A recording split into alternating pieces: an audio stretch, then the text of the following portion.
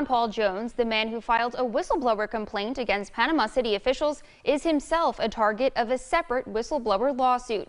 Jones is accusing a number of city administrators of failing to follow purchasing and bidding policies and inappropriate spending practices. But as we learned today, one of Jones's former subordinates is accusing him of the same type of violations.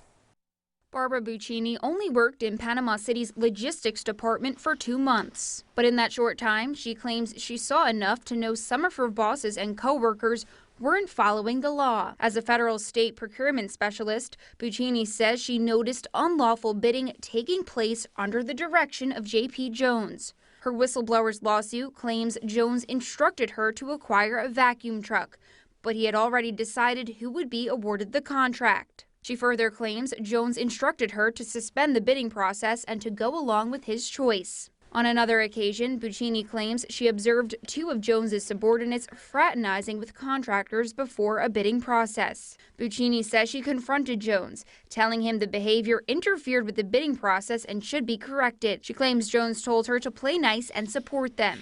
She refused and says Jones demanded her resignation that same day. It took 2 more weeks before the city fired Buccini, what she claims was retaliation for refusing to participate in malfeasance. She files her whistleblower complaint on October 10th.